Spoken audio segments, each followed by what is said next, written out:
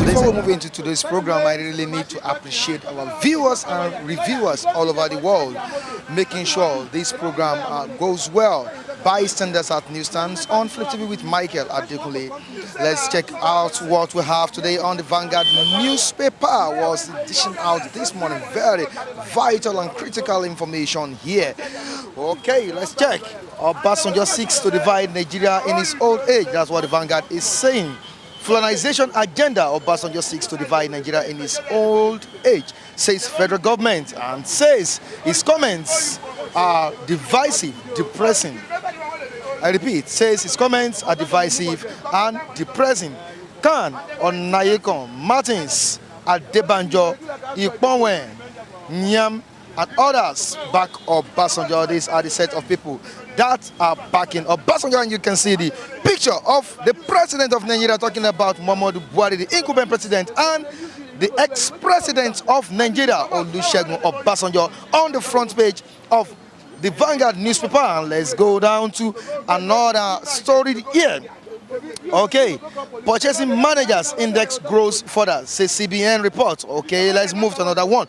National Assembly drops stringent accreditation measures for journalists. National Assembly drops stringent accreditation measures for journalists. Okay, on Ondo students shut down Akure over tuition fees hike.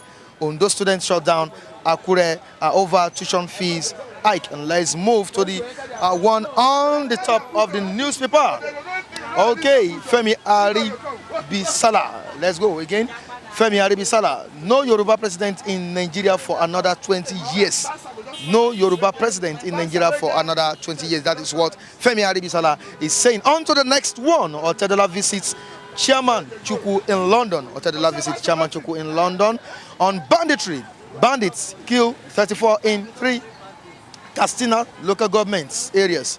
Bandits kill 34 in 3 Katsina local government areas. Okay, let's see if we can get another very good story here. Okay, dock workers recruitment. Stevedore sets for showdown with IOCs. Stevedore sets for showdown with IOCs. Naira stable at $359.5 in I&E window. Okay, on EFCC, alleged professional misconduct. EFCC reports Justice Taiwo to NJC over Saraki Okorocha. Okay, these are the stories we have on the Vanguard newspaper. Of course, you know we have our reviewers at the newsstands, always ready and eager to speak. Let's join them, still on Bystanders at Newsstands. I'll be right back.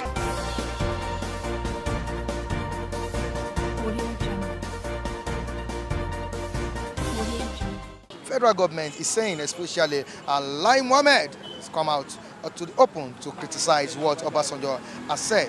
What do you have to say? Number one, this is not the matter of Obasanjo. It's a national problem. Where did we get it wrong? And this is what one of the elder statesmen, Obasanjo, is saying. Where did we get it wrong? Because the issue is getting worse and worse day by day. And the so-called Lai Mohammed is not saying anything to say. Rather, he's trading blame. Blame cannot solve the problem. I remember when the past administration was there, Goodluck Jonathan, he's weak. He doesn't do this. He doesn't. We now see that there's a difference between administrative and say just by saying words. Where did we get it wrong? Number one, the religious leaders. That's number one. Okay. The religious leader, I have to talk about the pastors. I have to talk about the imam. I have to talk about the traditional rulers. Are they telling these people the truth? If we tell ourselves the truth, I believe all this issue will be solved. But we are not telling ourselves the truth. Now, Obasanjo is coming out to tell us the truth now. And someone is saying that he wants to divide Nigeria. The question is, Lai Mohammed should look inward. He should look inward. There are some things he has said that has divided Nigeria, more than what is happening now. There are issues, basic issues that he should address. There's something that I've seen in this administration. They seem not to give hope to the common people, to the common Nigeria. Rather, they are rather bringing people's morale down. If this continue, the thing will go down more and more, and it will not help our country. You look at the Boko Haram, you look at the Fulani herdsmen. What are they fighting for? What is their aim? During the time of Niger Delta, they have aims, they have objective, that this is our oil. You need to develop our place. They have objective, and the objective was met. Now I want to ask, what is the Boko Haram fighting for? Islamizing Nigeria? Is Nigeria is it a one ethnic state? And the Fulani herdsmen, what are their agenda? If you look, if you wake up early in the morning, you read that the newspaper, you discover Fulani has killed this, this person has killed this, and our government remains silent. My brother, enough is enough. And see, if they keep on coming out to speak, because what I have observed is that most of this information does not get to the president. Does not get to the president. But he has spokesman, he has information minister. If he has most of this information, they will color it. They will color it. They will give it a value. No, that's not what he's saying. We need to really look inward. Where did we get it wrong? Now, if you read in the newspaper, there are more suicide every now and then. Suicide. This thing has done a lot of things. Everybody going to work, going to his business. There's no hope. If our president goes out and say, we are all corrupt, the other nations of the world will be looking at that. These people are corrupt. That's my take about that. Okay, during the last administration, led by Goodluck Ebele Jonathan, we experienced insurgency, talking about Boko Haram. Also, this present administration. But the question is, during Obasanjo's time, people have been saying, did he himself get it right? You know, I think that was the issue of Niger Delta militancy during Obasanjo's era also. But the question is, he has come out to the open to criticize this and to expose what is going on. But did Obasanjo get it right during his own tenure? I will have to say, during Obasanjo's regime, it was just the fresh ode of democracy we started. It was trying to build the Nigerian community, going to sell Nigerian community, telling them that this was what we are, not what people portrayed about. That was what he did during his tenure, and there was nothing like kidnap or all this stuff. The economy of Nigeria started coming up a bit. Then the Niger Delta started the agitation. They met with them and they said, what do you want? They came to a roundtable discussion, and the roundtable discussion was that was where Goodluck was brought in. That our people have been they've marginalized them. That to an extent that they don't reckon. That was where Goodluck Jonathan came in as the vice president. Why I'm saying this is that the government now, when you say you are the president of the Federal Republic of Nigeria, you are the father of all the whole nation, not one particular tribe. And that's where we are having it. We are missing it from this angle. Now, at the old age of Obasanjo, don't you think when he sees something that is wrong, he shouldn't keep quiet? As an elder statesman.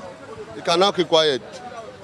If the youth cannot speak, when something is happening in a community, let me take a community for example.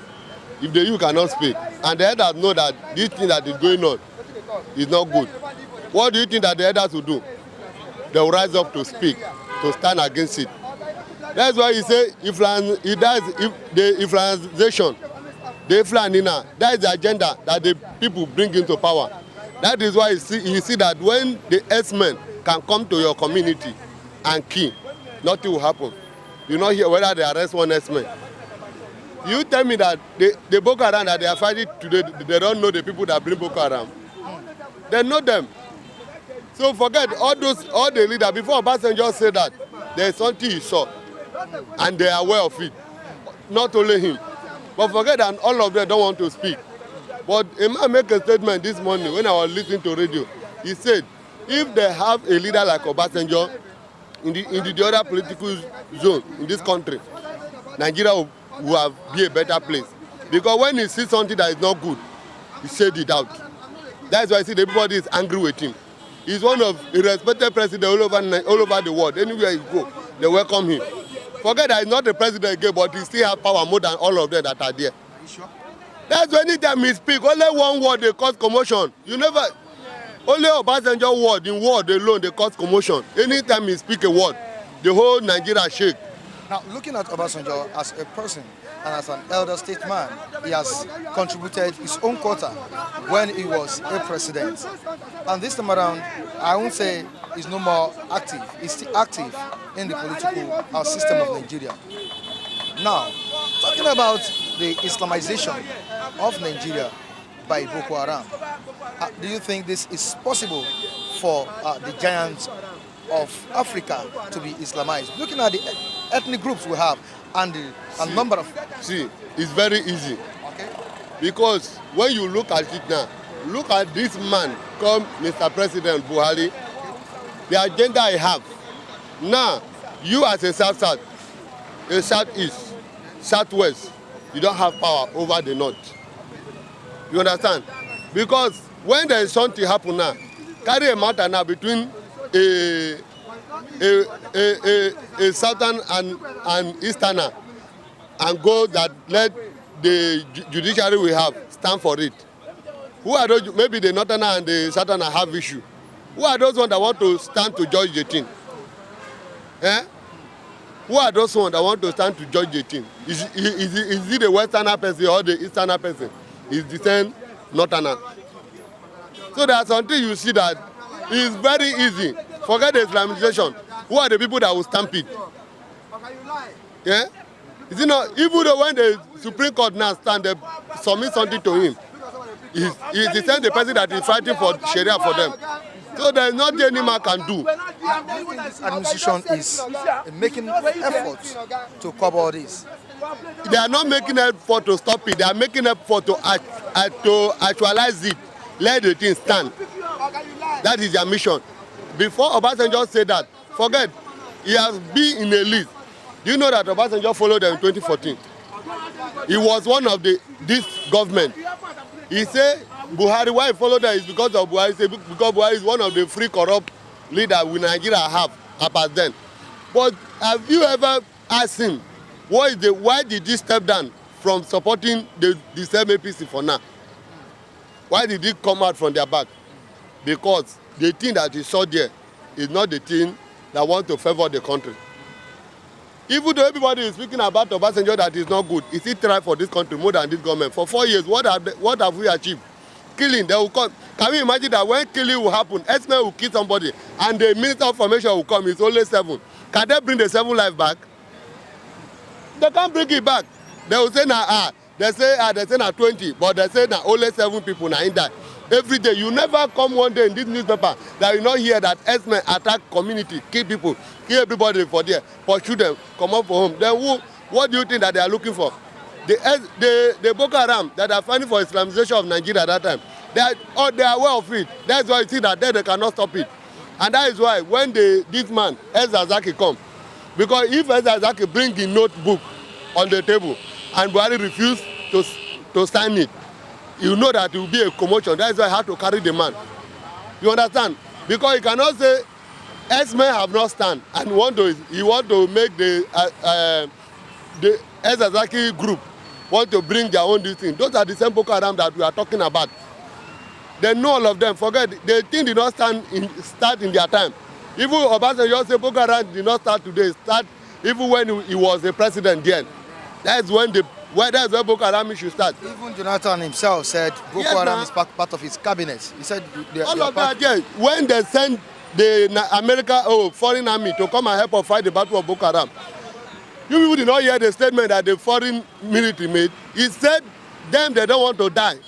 They die that they have not prepared for them. Because there are some people that will view something and say, this is the camp of the Boko Haram, let's go and destroy it. Before they will want to go and destroy it, somebody will give a call to them that they should leave that place.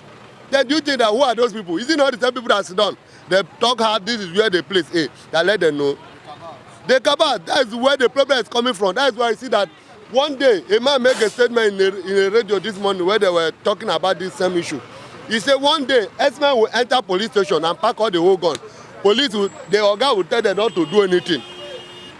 He will tell them not to do anything and they will pack everything come out.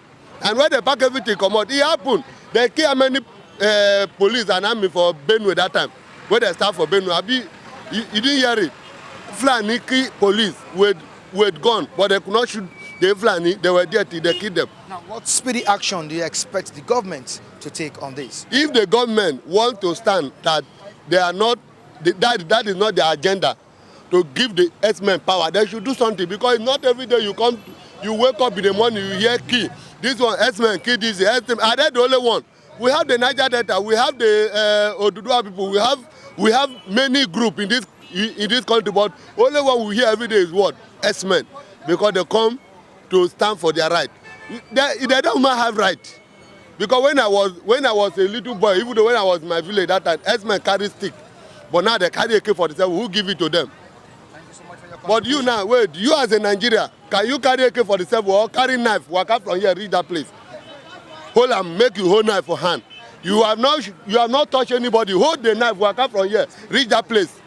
They will put you inside cell, but S-men carry gun, AK-47 walk out that our police and army did not have.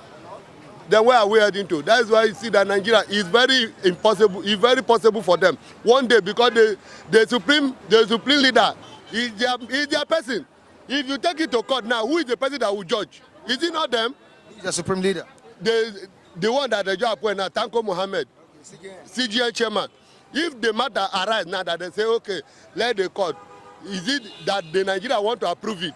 Who is the person that want to judge? Is it not the same person, the man that fight for Sharia for the Hausa people? Is it not the one that will judge the case? You said the agenda of the Boko Haram is to Islamize Nigeria and the whole of Africa. It's this belief real? What Obasanjo said is true, but he is not qualified to say it. Okay. What he said is true. We have seen Fulanization agenda. We have seen Islamization agenda coming. We have seen it. But we are Nigerians, we are not even happy with Obasanjo. Because when he was there as the president, to curtail all those nemesis, he didn't utilize his power. So all these things he was saying, like he was regretting his past. So he is not qualified in any way to make any comment concerning any political issue in this country.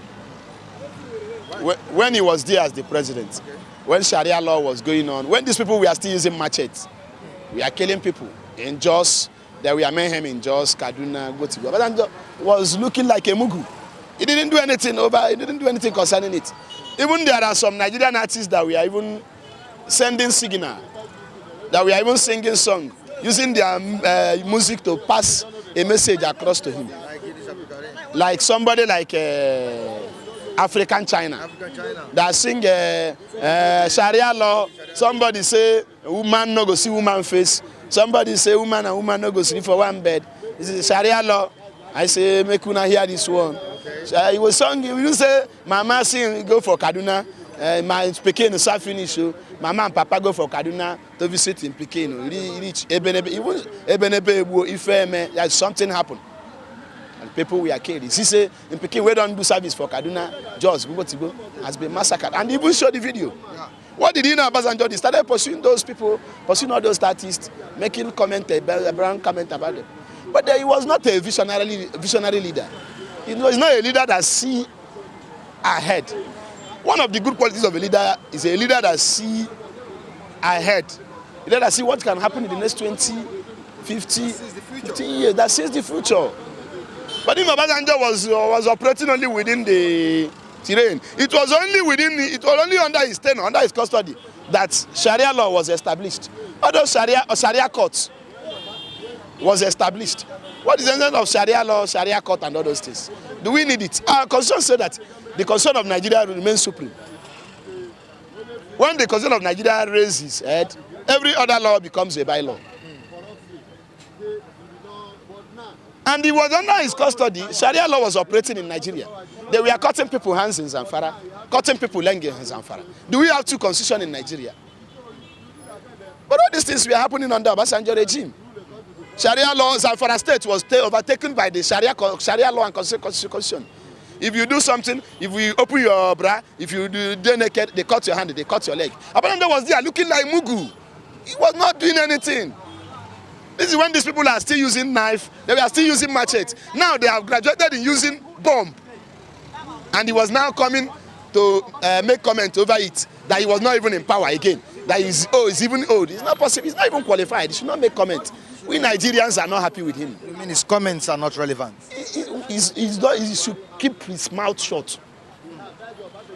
Keep his mouth shut. Even when things are going wrong. Had he curtailed all these nemesis, had he curtailed all these things, all these problems, I believe he wouldn't have gotten to this stage.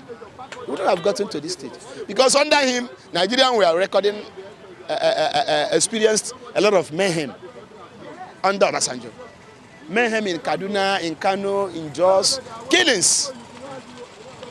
Numerous killings that I cannot even be able to mention. Killings, destruction of properties here and there. He was there as the president. All these things are still happening now. Yes, it was because they were not curtailed then that made them to graduate to Boko Haram and Fulani herdsmen we are seeing today. Today, Fulani herdsmen are carrying AK-47. Today, Boko Haram are carrying bomb. They were doing bomb, suicide bombing. Under him as the president, when there were mayhem in all those areas, what did he do? He did nothing. He didn't do anything. So why is he now making comments? Making comment for what? He allowed them to graduate to Fulani herdsmen and Boko Haram.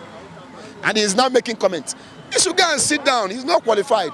He's one of the problems of this country. To divide Nigeria in his old age. This is what our federal government is saying today at the newsstands. What's your own stand on this issue? Well, Obasanjo have tried his best. He's been a good president before. He's an ex-president. And he's a current chairman of all former presidents in the world. And I stand to be corrected that whatever Obasanjo is saying now concerning Fulanization is true and Islamization. Yoruba are not ready yet. Time will come, like I said, that Yoruba will be also will be fighting Yoruba, and Yoruba too will be fighting themselves. Yoruba will be fighting themselves too. But nevertheless, what Obasanjo is saying now is true. So whatever federal government will say, whether good or bad, is a trash. Especially the Buhari or whatever they call his name. Whenever he come back to this country, is a trash. Simply because Obasanjo is saying the truth. He's telling the society, I pity Yoruba land. I thank God for northern people. They are not buying Yoruba youth to the core. What money that Yoruba people leaders cannot give, they are giving to their youth so that they can provide the information to the core. Because it's a shame that we have in Yoruba leaders, especially elders, who have no respect of themselves. Instead of letting everything they are doing goes down, even though you are not going to school, create awareness, like what I had in the NIJ, where one of the his name is Michael, but I have his business card. He's a barrister too. He was saying something about that I have very full scholar for those who are going to school, who are better off. But what about those who are not going to school? He's not going to the down. He's not going to the common man, especially the Yoruba. Especially Awolowo did it, and majority of them, out of them, at least over 100% benefited. But yeah, look at Obasanjo telling you all the truth. Fine, nobody is perfect. Everybody has his own shortcomings and weaknesses. But look at Obasanjo, he's saying the truth. There will be a time that Yoruba will never be a president, aside to 20 years to come. Yes, it's not a cause, it's not a prayer, because Yoruba is going to face his own challenges. Aside to 2020 that is coming up. Because I pity Yoruba. They will lose an hero that even they're not going to be a president anymore, even after 20 years. Even it might not be 20 years, but it will be much more than about Obasanjo. Is telling Yoruba will lose it. If Yoruba lose Obasanjo, forget president, because even their wives, they are useless, and their daughter and their ladies.